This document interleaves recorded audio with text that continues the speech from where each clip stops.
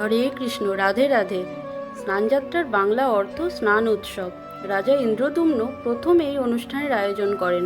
জগন্নাথ দেবের রথের আগে স্নানযাত্রা উৎসব পালন করা হয়। জ্যৈষ্ঠ মাসের পূর্ণিমা তিথিকে জগন্নাথ দেবের জন্মতিথি মানা হয়। স্নানযাত্রার আগের দিন পুরীতে বলরাম, সুভদ্রা এবং জগন্নাথ দেবের মূর্তিসহ সুদর্শন চক্র ও মদনমোহন বিগ্রহকে গর্ভগৃহ থেকে বার করে এনে স্নানবেদিতে রাখা হয়। ভক্তরা এই সময় জগন্নাথ দেবকে বাইরেই দর্শন করতে পারেন। স্নানযাত্রার দিন 108টি কলসির জল দিয়ে স্নান করানো হয় বলরাম, জগন্নাথ এবং সুভদ্রাকে। কথিত আছে স্নানযাত্রার পর জ্বরে পড়েন তারা। এই সময় 14 দিন 3 ভাই বোনকে আলাদা একটি ঘরে রাখা হয়। ঈশ্বরের এই অসুস্থতার সময়কে শাস্ত্রমতে অনসর বলা হয়। এই সময় ভক্তরা দেবতার দর্শন পান না। এই সময়ে মন্দিরে বিগ্রহের বদলে পটচিত্র রাখা হয়। জ্বর থেকে সেরে উঠে মাসির বাড়ি ঘুরতে যায় জগন্নাথ, বলরাম এবং সুভদ্রা, যা আমাদের কাছে খুবই প্রিয় রথযাত্রা। হরে কৃষ্ণ। জয় জগন্নাথ।